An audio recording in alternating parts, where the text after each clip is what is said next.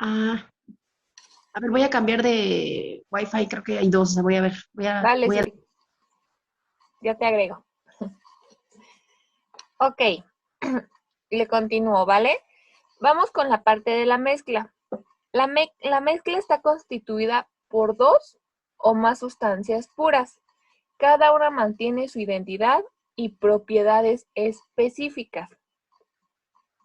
Por ejemplo, tenemos las mezclas homogéneas. Esas están formadas por dos o más sustancias puras y no se pueden distinguir las fases que la forman. Por ejemplo, un refresco, pues no podemos saber bien las fases que lo conforman y tampoco en la solución salina. Son ejemplos de mezclas homogéneas. Están constituidas por sustancias puras, pero aquí no se puede distinguir la fase que las forman, ¿vale? Y después tenemos las heterogéneas.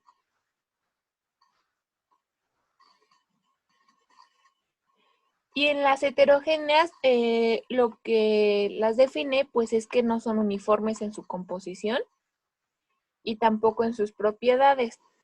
Estas van a constar de dos o más porciones o fases físicamente distintas.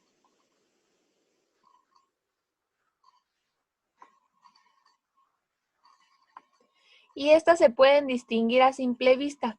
¿Cuál sería un ejemplo de la mezcla heterogénea? Bueno, pues sería el agua con el aceite. Ahí eso es visible, esa mezcla. Y vemos que no es uniforme en su composición y mucho menos en sus propiedades. Y otro ejemplo sería el agua y la arena. ¿Vale?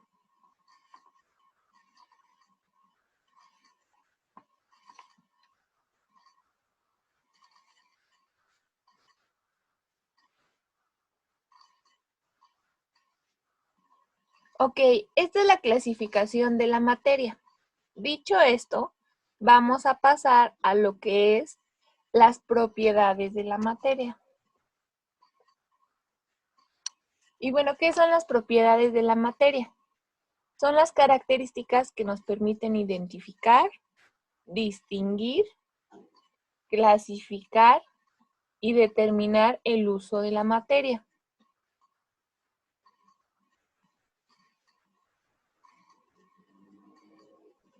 Todas, así absolutamente todas las sustancias, chicos, van a poseer propiedades. De algunos van a ser físicas y otras van a ser químicas, pero todos van a tener propiedades. ¿Va?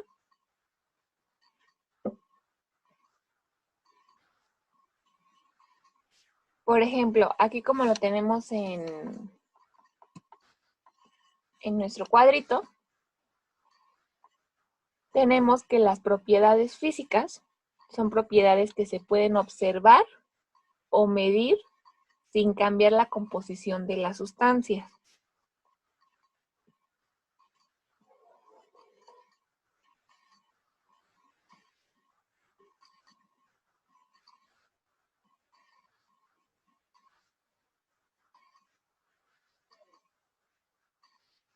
Ahora, en las químicas, pues lo que vamos a hacer en las químicas es que van a describir la capacidad de las sustancias para reaccionar con otras, modificando su composición.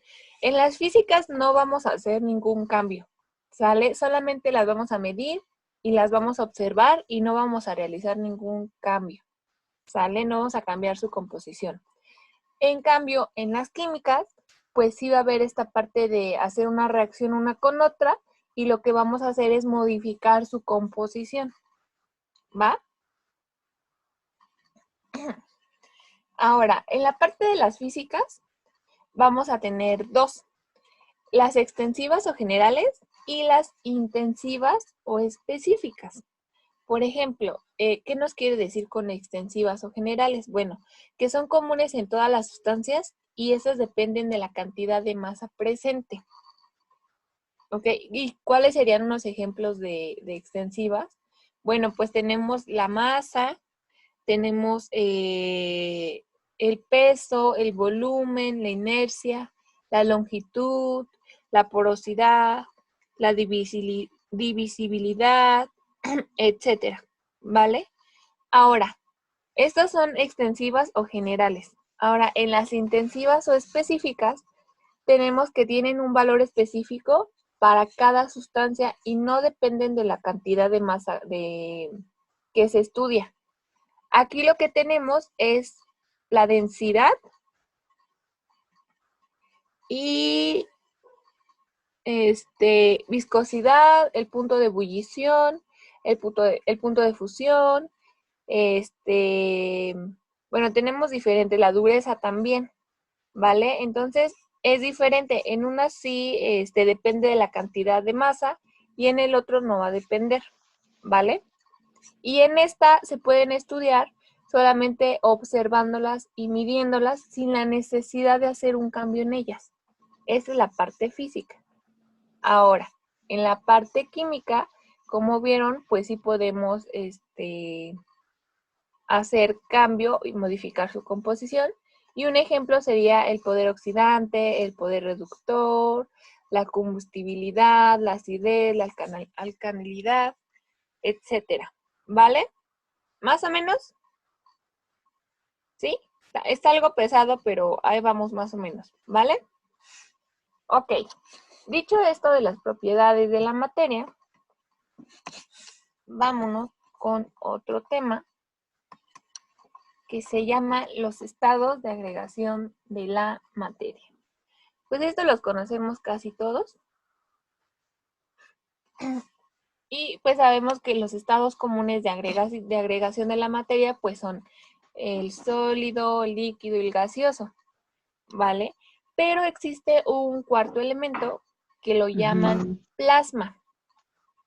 ¿Ok? Casi no es muy común y siempre nos enseñan nada más los tres primeros, pero existe un cuarto que se llama plasma y la verdad no recuerdo hace cuánto tiempo se dio a conocer un quinto elemento que es llamado condensación de Bose-Einstein, ¿vale?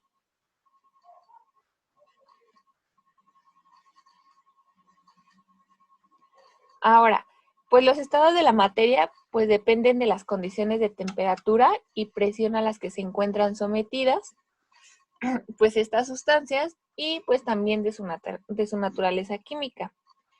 Por ejemplo, como vemos aquí en la imagen, cuando está en estado sólido, cada molécula está en un espacio pequeño entre moléculas cercanas. Están como juntitas y como agarraditas de la mano, se podrían decir. Por lo que vibra sin cambiar de lugar debido a su alta fuerza de cohesión. Pero, por ejemplo, si una sustancia en estado sólido le aplicamos lo que es el calor, pues lo que va a suceder es que sus moléculas las absorben y al aumentar, lo que va a suceder es que disminuye la fuerza de cohesión y el sólido cambia al estado líquido y si se continúa pues ya calentando, se reduce la fuerza de cohesión y de ahí se va a producir un cambio de estado de líquido a gaseoso, donde ya las moléculas pues se pueden mover de un lado a otro libremente y a gran velocidad, chocando contra las paredes que los contienen.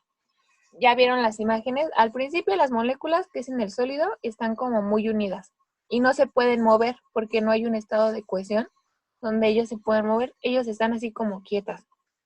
Y le metemos calor, se va al líquido y ahí las moléculas tienen un poquito más de movimiento. Cuando le metemos calor, pues ya se vuelve gaseoso. Y ahí, perdón, se vuelve gaseoso y ya ahí las moléculas, pues ya se dispersan de un lado a otro lado y tienen mucho movimiento, ¿vale? ¿Sí va quedando claro? ¿Sí? ¿Hay más o menos? Sí. Ok.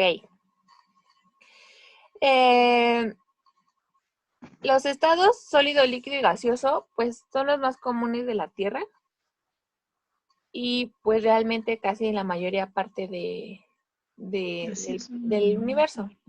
Ahora, ¿qué es el plasma, chicos? Bueno, pues el plasma es materia gaseosa fuertemente ionizada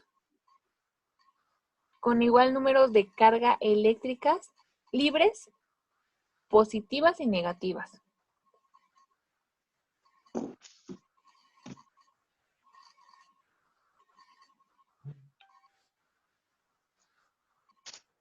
Ahora, ¿dónde podemos ver este estado, que es el plasma?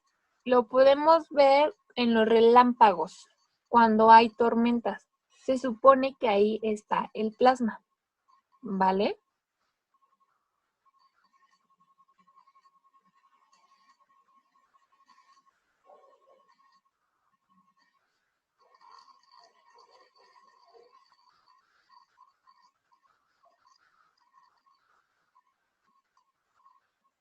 Ahora, en el cuadrito de abajo, lo que nos está mostrando, pues, es cómo se llama cuando un cambio de la materia pasa a otro. Aquí tenemos los nombres. Decimos que se produce un cambio de estado, pues cuando la materia pasa de un estado de agregación a otro debido a una variación en la temperatura o en la presión del sistema. Por ejemplo, si pasa del sólido al líquido, lo vamos a llamar fusión. ¿Vale? Si pasa del líquido al gaseoso, eso se va a llamar evaporación.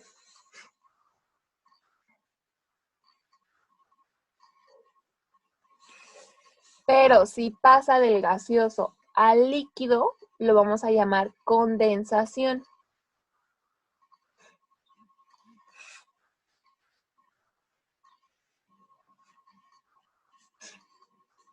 Y cuando pasa ¿Cuál fue el primero que dictó?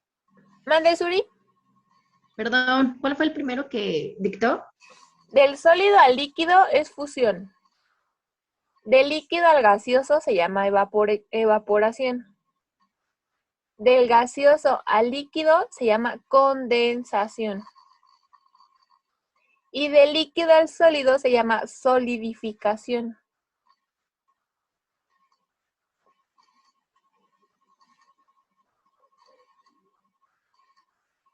Cuando pasa del sólido al gaseoso, se llama sublimación. Y por último, si pasa del gaseoso al sólido, se llama deposición. Aquí está el cuadrito de todos modos en la presentación. Les doy chance si quieren apuntarlo.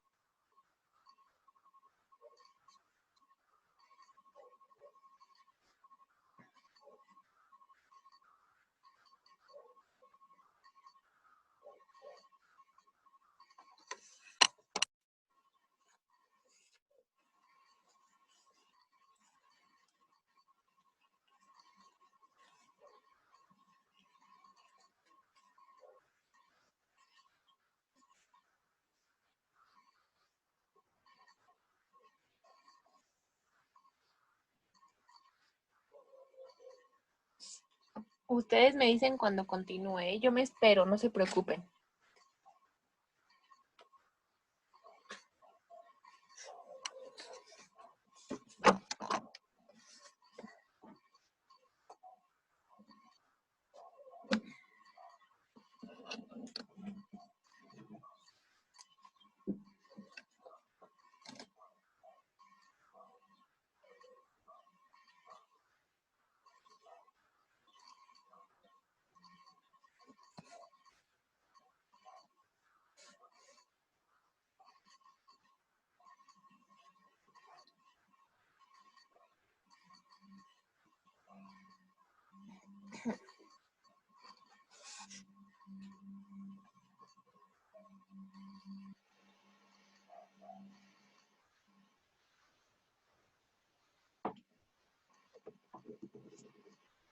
Ok, chicos. Listo. ¿Listo? Bueno. La materia obviamente también sufre cambios. Por ejemplo, si nosotros tomamos una hoja de papel y la arrugamos, la hoja va a seguir siendo la misma. Lo único que va a cambiar es su aspecto. Pero si nosotros lo que hacemos es quemarla, obviamente esa hoja lo que va a hacer es que se va a convertir en cenizas y pues va a desprender humo. Estos pues obviamente son cambios simples de la materia y se clasifican en físicos, químicos y nucleares, ¿vale? Ahora, los físicos, los cambios físicos pues se presentan sin que se altere la composición de la sustancia. Los cambios físicos. Lo único que va a suceder es que solo va a cambiar su forma, su estado de agregación, su tamaño, su estado de reposo o movimiento, ¿sale? Es lo que va a suceder con los cambios físicos. ¿Cuál sería un ejemplo? Pues sería el cortar, el picar, el romper, el pintar de otro color, etcétera, ¿sale? Entonces, los cambios físicos se presentan sin que se altere la composición de la sustancia, ¿vale? Es el ejemplo de la hoja. La agarramos y lo único que hicimos fue arrugarla. Y es lo mismo, es la misma materia, nada más que cambió su composición física, ¿vale? Y quedó arrugadita. Ahora, los cambios químicos, pues se presentan solo cuando la composición de la sustancia se modifica. ¿Cuál sería el ejemplo de esto? Pues sería la oxidación del hierro, la fermentación, la putrefacción, la digestión de los alimentos, la producción de una sustancia nueva, etcétera.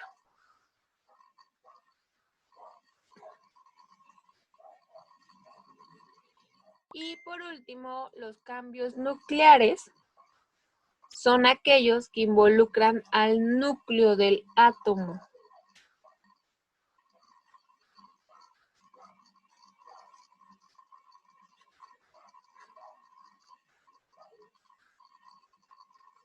Y bueno, este tipo de cambios lo que va a permitir es que un elemento cambie a otro.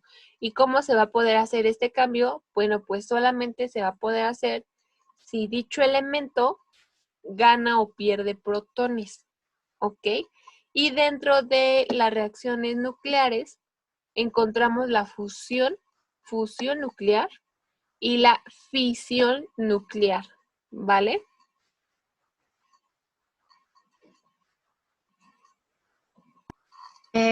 Fisión, fisión, ¿así se pronuncia? ¿Con ¿Cómo, I Suri? latinas? Comentó como dos fusiones, pero no sé si Sí, sea la misma. dentro de la reacción nuclear se encuentra la fusión nuclear y Ah, la fisión. ah, gracias, Mi. De nada.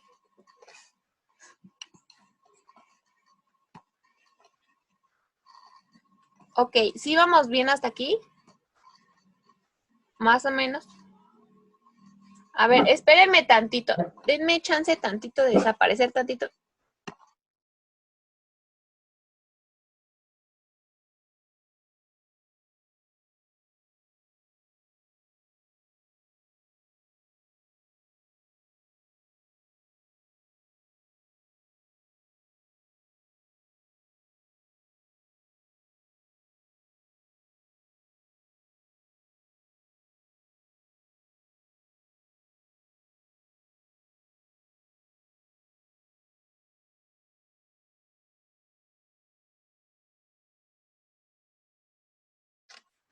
Ya, discúlpenme, es que estaban hablando en la puerta. Ok, vámonos con la parte que es de energía. Ok. Ay, se quedó así. Ok. A ver, alguien que me ayude. A ver, Juan de Dios, ¿nos puedes ayudar, por favor, a leer?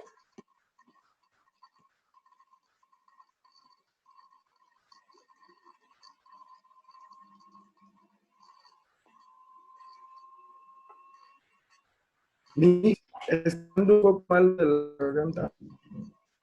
¿Cómo? Ando un poco malo de la garganta. Ok, bueno, entonces, a ver. Vamos. Aldair, ¿nos puedes ayudar? Porfis.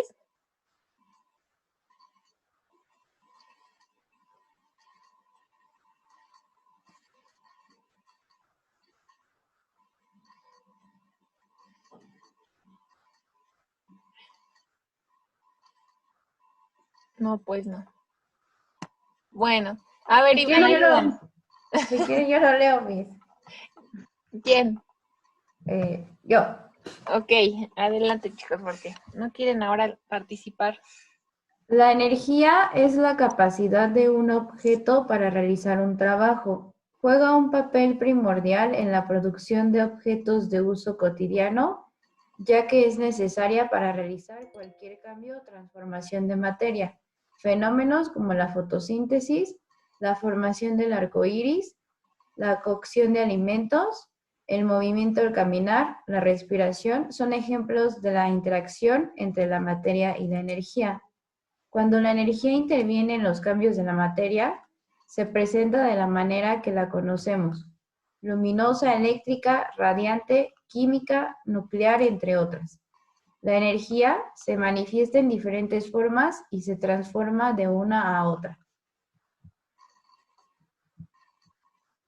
Muy bien. Entonces, muchas gracias, Fer. Tenemos que la energía va a ser la capacidad de un objeto para realizar un trabajo, ¿vale? Y obviamente, pues va a jugar un papel primordial en la producción de objetos en nuestro uso cotidiano, ¿sale? En todas partes va a haber energía, en la fotosíntesis, en la formación del arco iris, la cocción de alimentos, el movimiento al caminar, la respiración, también necesitamos energía. Entonces, así como la materia la tenemos en todas partes, la energía también la tenemos en todas partes. No es necesaria energía de fuerza, sino que existen diferentes tipos de energía, ¿vale? Ahora, cuando la energía interviene o se combina con la parte de la materia, se presenta de la manera que conocemos, que puede ser luminosa, eléctrica, radiante, química, nuclear, entre otras. ¿Vale? ¿Vamos bien hasta aquí? Ok. Le voy a cambiar de diapositiva. Y vamos a ver la clasificación de energía. Existen diferentes tipos de energía, ¿vale? Entonces, ahorita vamos a ver estas y con esto me parece que terminamos y les dejo su tarea. Ok. Bueno, tenemos la mecánica.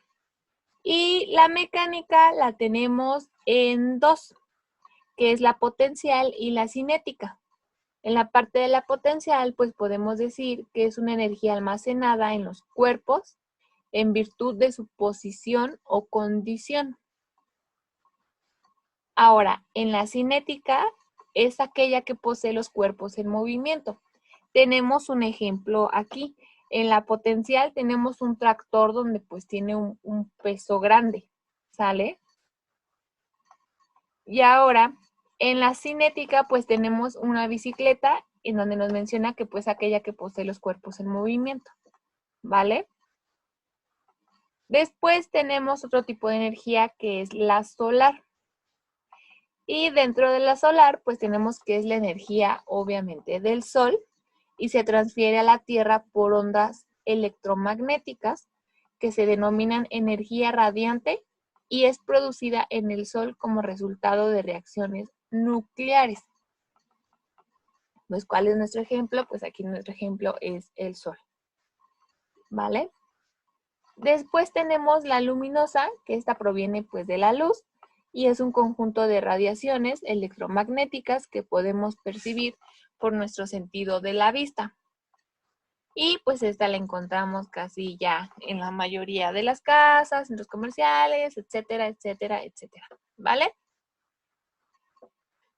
Y el ejemplo pues es un foco. Ahora, también tenemos otro tipo de energía, que es la energía química.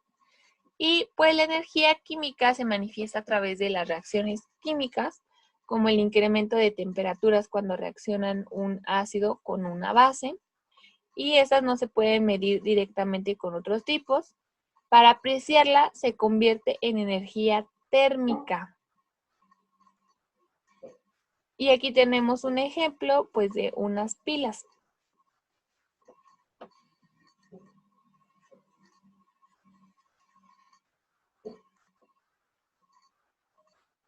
Después tenemos la energía nuclear, que es la energía que se libera del núcleo de un átomo durante la fisión o la fusión de los núcleos atómicos. Es lo que vimos hace rato. ¿Sale?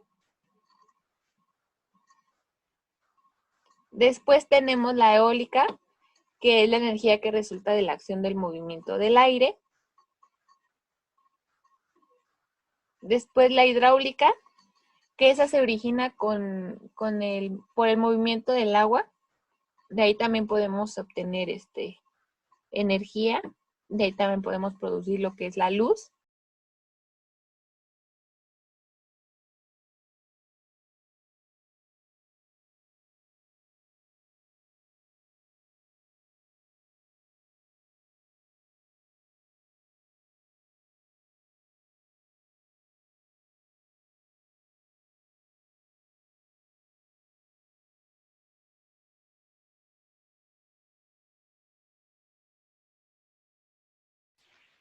Nos quedamos en la energía hidráulica, donde pues ya les estaba mencionando que de ahí podemos pues formar también energía eléctrica igual que la eólica.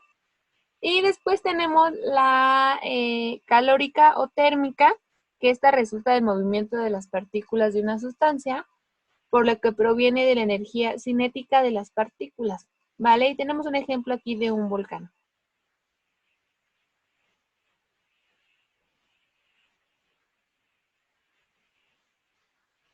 Y bueno, estas son clasificación de algunas energías. ¿Tienen alguna duda de estas? ¿No? ¿Sí quedan como claras qué son y cómo nos funciona cada una? Ok.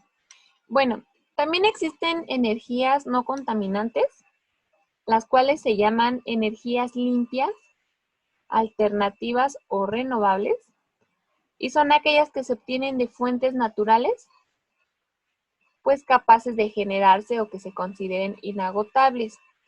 Por ejemplo, tenemos, como ahorita la que ya vimos, la solar.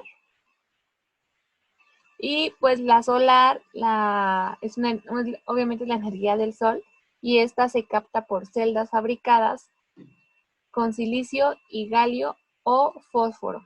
¿Sale? Por ahí las captamos, por esas celdas. Ahora tenemos la biomasa, que es el combustible energético que se obtiene al utilizar pues, recursos biológicos como fermentación.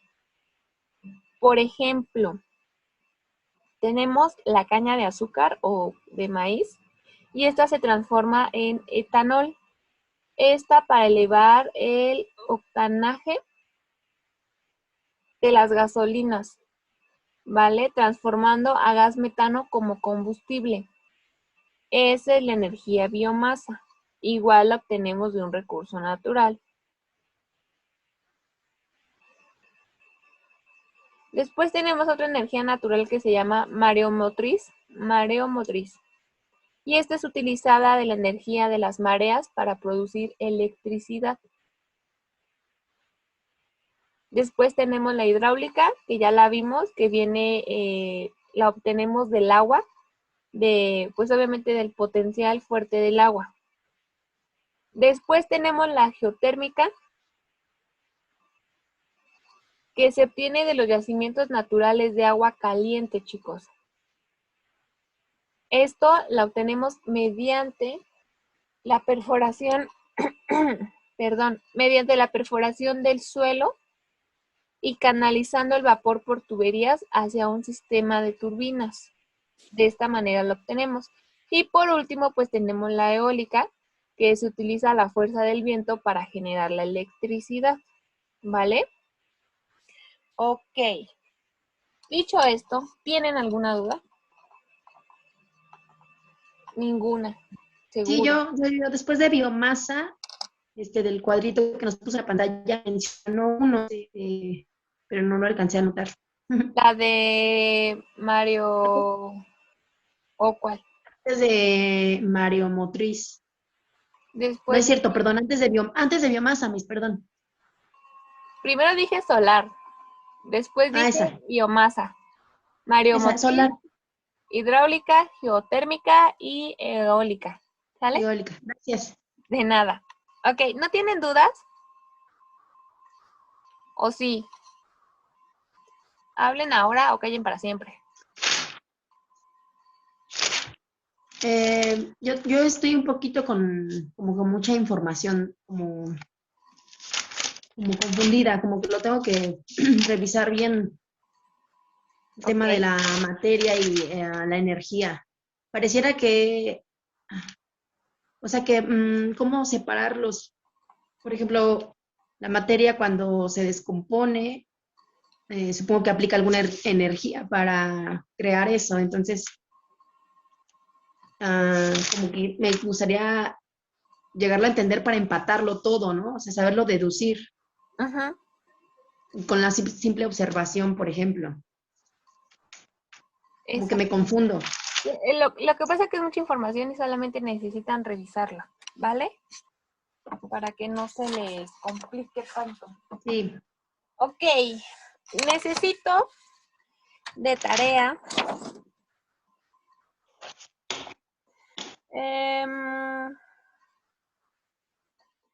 bueno, lo que pasa es que dentro del tema de energía está el tema de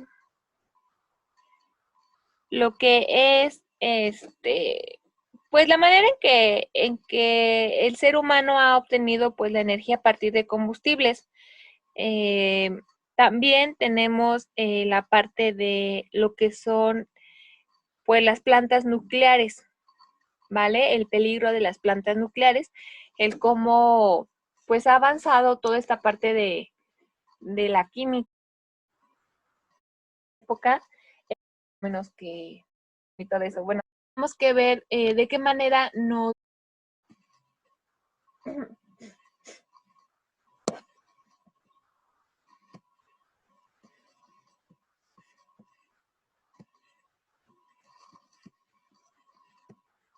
Ok, vimos la clase pasada lo que fue el método científico, que era física, chalala, chalala, chalala. Ok, ahora lo que vamos a ver son sus magnitudes físicas y su medición, ¿vale?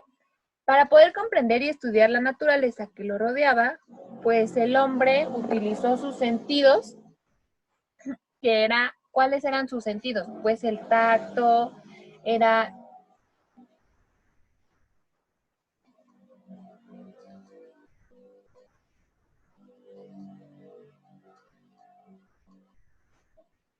Perdón chicos, es que va bajando un camión, ¿ya me escuchan?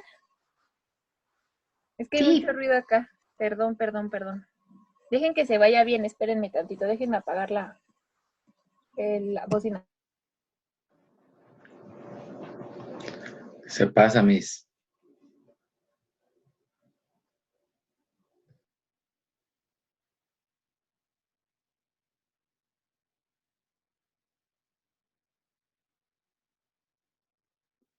Discúlpenme chicos, es que al lado de mi casa hay un expendio de cartón y todo eso, entonces vienen los camiones grandes a tirar el cartón y todo eso, bueno, a venderlo. Por eso se escuchan los camiones así, discúlpenme de verdad. Si no es el cloro, es esto. Ok, bueno, antes, así, retomémonos de nuestros antepasados. Acuérdense que pues no había sistema de medición, ellos apenas iban conociendo el mundo, no existía nada. Y entonces ellos lo que hacían para conocer un poquito más la naturaleza que lo rodeaba, pues lo que él hizo fue que utilizó pues sus sentidos para poder estudiar y conocer un poquito más su entorno. Esto lo hacía obviamente pues con el tacto, con la vista, con el gusto, etcétera, etcétera, etcétera. Pero pues obviamente esta manera de medir y de ver la naturaleza pues eran un poquito limitados. Por ejemplo, pues no percibían el mundo microscópico. Obviamente pues se distorsionaban o deformaban un poquito la realidad, como los espejismos, la sensación del calor y del frío, y pues ellos tuvieron que inventar aparatos para ampliar sus sentidos. De esta manera pues así desarrollaron instrumentos de medición y los cuales pues le ayudaron a percibir un poquito mejor y con mayor confiabilidad y un poco de mayor claridad la parte de la materia que lo rodeaba.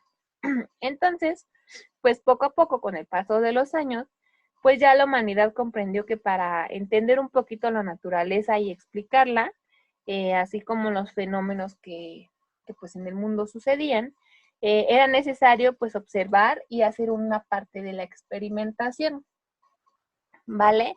Entonces, lo que ellos hicieron fue esta parte de la observación y a través de ella pues les fue posible un poquito apreciar con detalle los fenómenos de la naturaleza, como fueron pues los huracanes, el movimiento del viento, las erupciones volcánicas, las constelaciones, las galaxias.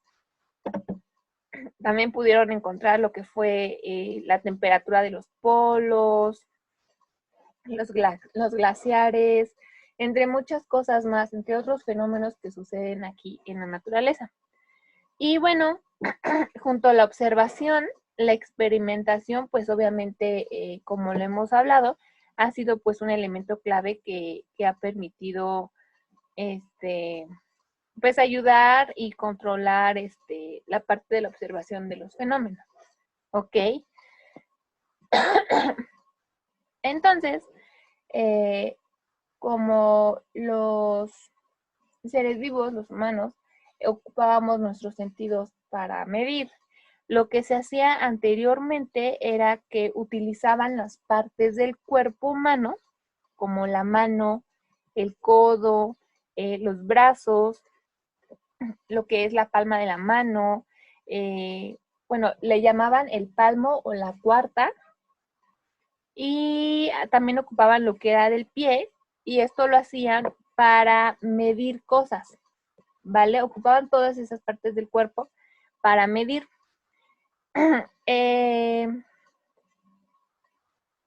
Había en países de habla inglesa que se tomaban estas medidas con base en con el cuerpo del rey vigente. O sea, medían todo con base al cuerpo del rey que estaba en ese tiempo. Y, por ejemplo, en Estados Unidos, ya en nuestra época, se utiliza la pulgada y el pie como unidades de medición, ¿vale? Ahora, ¿qué queremos decir con medir? Tanto estamos hablando de medir, pero pues no sabemos qué es medir. ¿Qué queremos decir con medir? Bueno, pues es comparar una magnitud con otra de la misma especie, de qué manera arbitraria o convencional se toma como base unidad o patrón de medida. Ok, nosotros tenemos un patrón de medida, pero antes obviamente no se tenía. Entonces,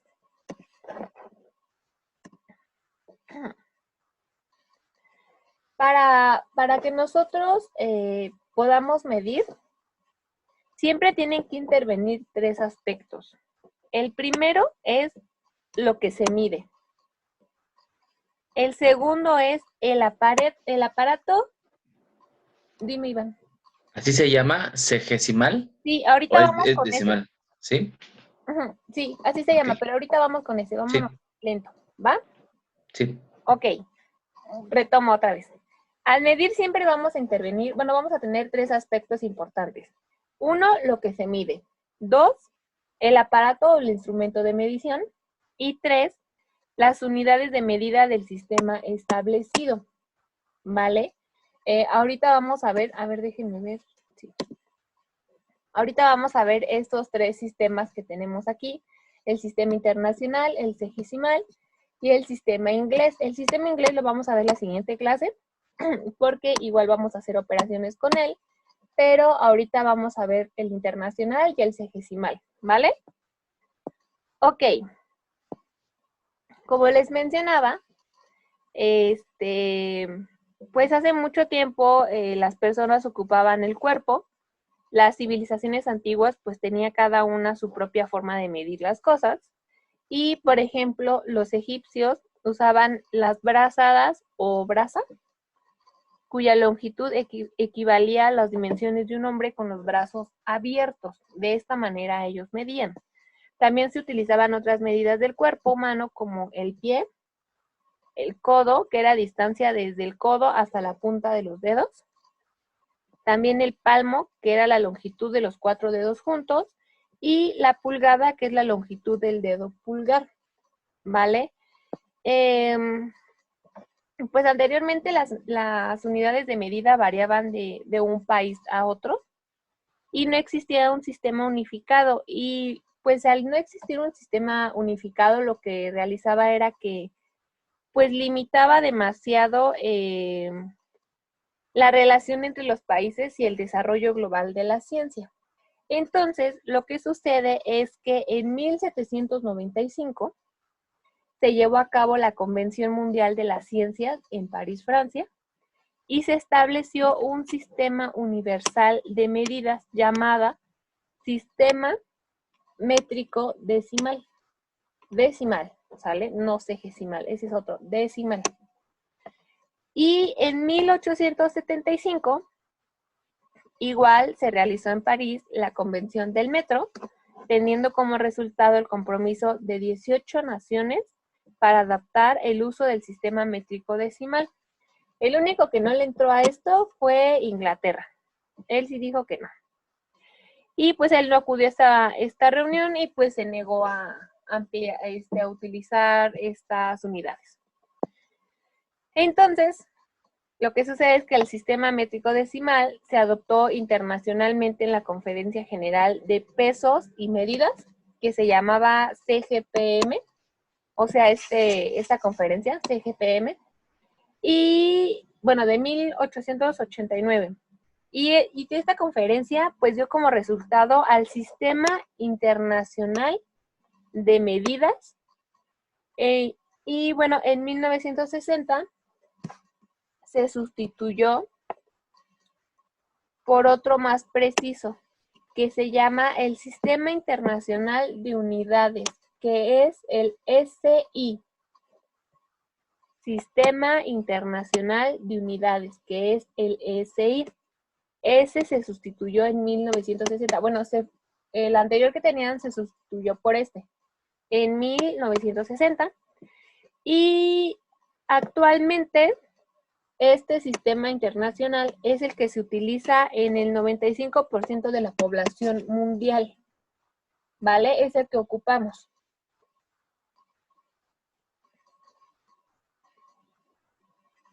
¿Vale? ¿Hasta aquí vamos bien?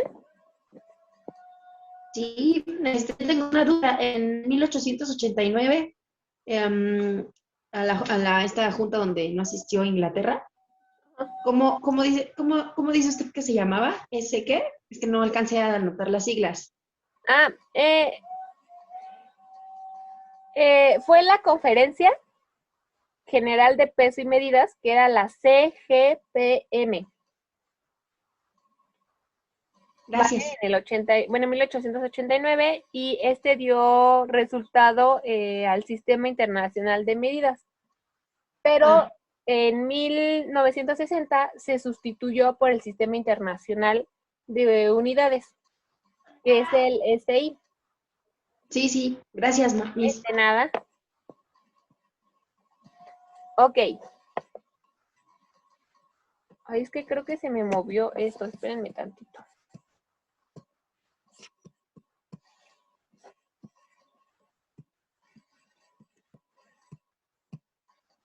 Ay, no, espérenme tantito. Se me movió. Ok.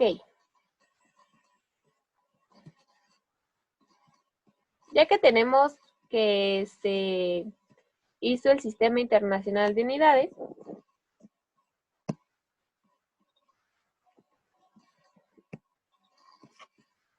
porque se me movió toda la presentación.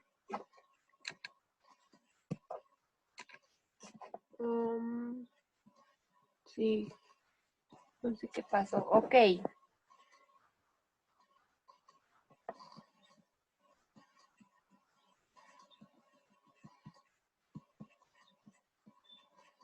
que faltó otra tablita aquí.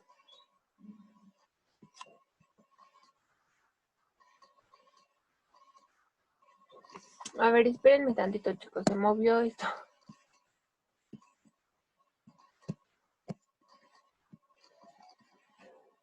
Denme unos minutitos.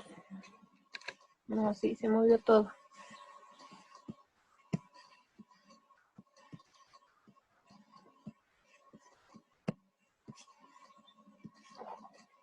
Ok. Vamos a ver qué es magnitud. Necesitamos saber qué es magnitud para continuar. Ok. La magnitud es todo aquello que puede ser medido.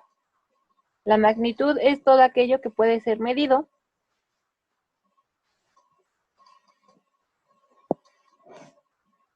Como el tiempo, la longitud, la masa, el área,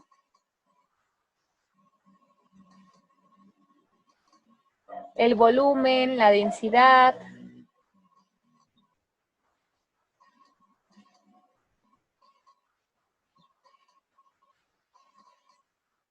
la fuerza, etcétera. Y este se representa con un número y una unidad.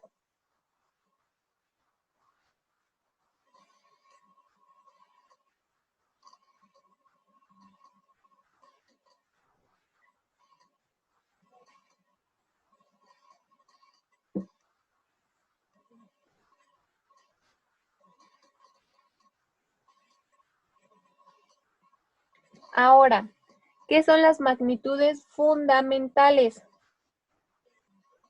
Estas son todas aquellas que se definen con un número y una unidad y sirven de base para obtener las demás magnitudes utilizadas en la física.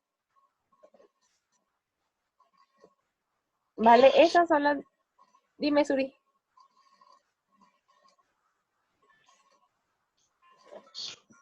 ¿Que se miden con qué, Miss? Las magnitudes fundamentales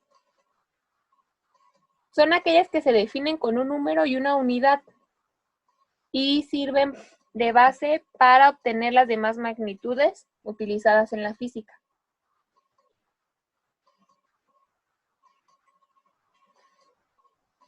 Ok, se me borraron unas diapositivas, no sé por qué rayos se me borraron, pero de todos modos les mando el cuadrito que nos hace falta. Ahora, las unidades básicas fundamentales del sistema métrico decimal son las siguientes, chicos, que es la de longitud, que es el metro, y se abrevia como M.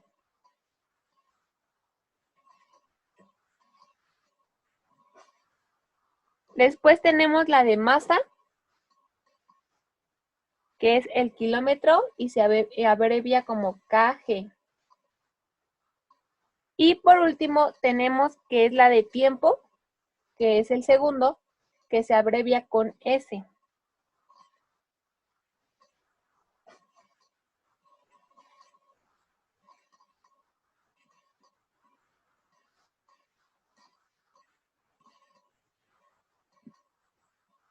¿Vale?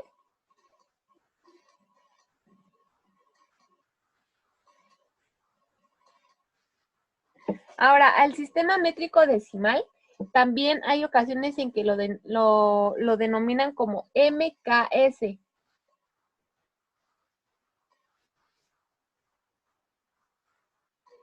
¿Por qué? Bueno, pues por el metro, el kilogramo y el segundo. Sale de la abreviación de ellas.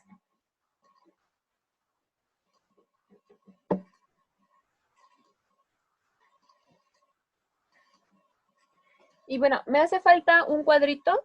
No se los voy a dictar porque si no nos vamos a tardar mucho. Se los voy a mandar. Y en ese cuadrito vamos a ver las 7 unidades fundamentales del sistema internacional. ¿Vale? Entonces, ese se los voy a mandar.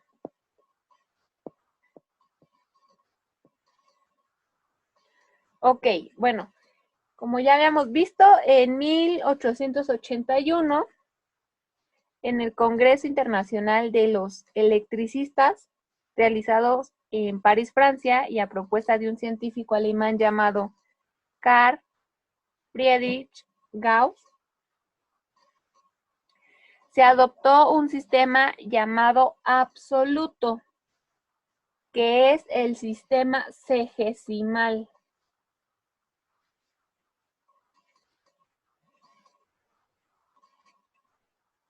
Donde pues las magnitudes fundamentales y sus unidades de medidas van a ser de longitud, que va a ser los centímetros, de masa, que van a ser el gramo, y de tiempo, que va a ser el segundo, ¿vale? Y bueno, de las siglas de centímetro, gramo, de centímetro, de gramo y de segundo, pues se derivó su nombre como sistema CGS, que es el sistema sexagesimal, ¿vale?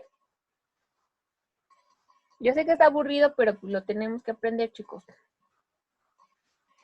Y bueno, este fue utilizado para expresar cantidades pequeñas, el sistema sexagesimal. En la actualidad, el sistema de medición que utilizamos, pues ya les había mencionado que era el sistema internacional, que es el CI. Y bueno, pues aquí está el cuadrito donde podemos ver el sistema sexagesimal, el sistema internacional y el sistema inglés. ¿Vale? ¿Sí ¿Ya lo checaron? Ok. Perfecto. Seguros, porque voy a pasar a lo siguiente. ¿Sí? Es que no alcanzo a ver a todos. ¿Sí, sí, sí? Ok, voy con la siguiente, ¿eh? Ahora, vamos con el prefijo del SI. Además de las unidades básicas del SI, que quedamos que era el metro, el kilogramo y el segundo, pues también se pueden utilizar otras unidades como lo es el kilómetro, el milímetro, el nanosegundo, el hecto, el deca, etcétera, ¿vale? En donde pues los prefijos kilo, mil y nano denotan múltiplos o submúltiplos de la unidad patrón de potencial de 10. Y esto, bueno, esta tablita nos enseña el prefijo. Por ejemplo, el valor de 10 a la 12 es un tera y su símbolo es el T con una T mayúscula y lo vamos a leer como 1.000.000.000. Después tenemos el 10 elevado a la potencia 9 y lo vamos a llamar giga y es una G y son 1.000.000.000. Después tenemos el mega, después tenemos el kilo, después tenemos el hecto. Y después de la unidad básica, si se dan cuenta, van de -1, -2, -3, -4, -6, etcétera. Y se van a llamar deci, centi, mili y te van a decir cómo se lee. ¿Vale? Ese también es importante. A lo mejor ahorita no lo vamos a ocupar, pero creo que es importante conocerlo. ¿Vale? ¿Tienen alguna duda hasta aquí? Esto también es para leer cantidades muy grandes o muy pequeñas, ¿va? Ok. Vámonos con lo siguiente. Ahora, vámonos con las conversiones de unidades. Aquí vamos a empezar a hacer ya conversiones, chicos. Por eso quería que me dijeran si tenían alguna duda con las tablas, si no les entendían, porque vamos a empezar a hacer conversiones. Ahorita no vamos a ocupar una tabla como tal, pero sí vamos a hacer algunos trabajitos. Ok, cuando se resuelven problemas en física, a menudo las magnitudes de las cantidades están expresadas en diferentes unidades físicas, chicos. Por ejemplo, si en un problema de longitud de un objeto está expresado en metros y lo queremos sumar con otro enunciado en kilómetros, Para efectuar la operación, pues va a ser necesario que ambas cantidades estén expresados a una misma unidad, porque no podemos sumar kilómetros y metros porque no están a la misma cantidad, ¿vale? Entonces tenemos que convertir alguna para poder hacer la operación. Y bueno, entonces en este ejemplo pues podemos hacerla ya sea a metros o a centímetros, ¿vale? En matemáticas a este proceso lo conocen como conversión de unidades, chicos. Para resolver bueno, para no darles tanto embrollo, vamos a ver el primer ejemplo. Pongan atención. Si un libro tiene una longitud de 21.6 centímetros, ¿cómo se expresa en